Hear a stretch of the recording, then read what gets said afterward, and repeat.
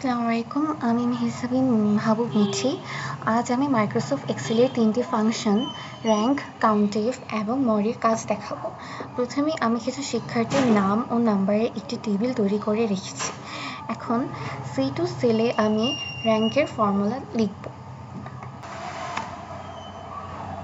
এখানে B2 হলো যে নাম্বারটির র্যাঙ্ক বের করতে চাই। $B2 to $B6 হলো পুরো নাম্বারের তালিকা এবং 0 মানে হলো বড় নাম্বারকে 1 নাম্বারের র্যাঙ্ক দেওয়া হবে। এখন আমি ফর্মুলাটি নিচে কপি করছি, ফলে সকল শিক্ষার্থীর র্যাঙ্ক দেখা যাবে।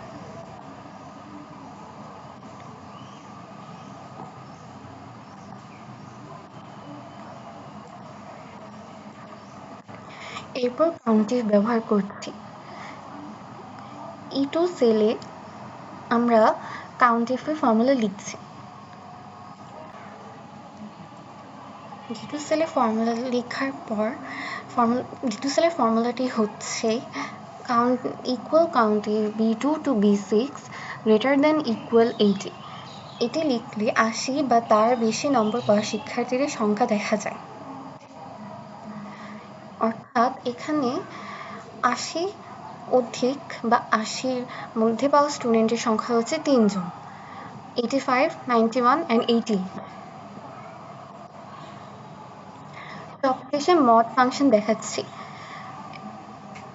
E2 সেলে equal mod B2 to 10 formula লিখছি।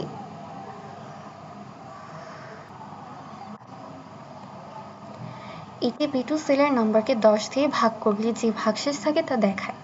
যদি B2 তে 85 থাকে তাহলে ফলাফল হবে 5। একইভাবে আমরা এটিকে নিচে কপি করছি, ফলে বাকি সকল শিক্ষার্থীরও ফলাফলের ভাগফল দেখা যাবে।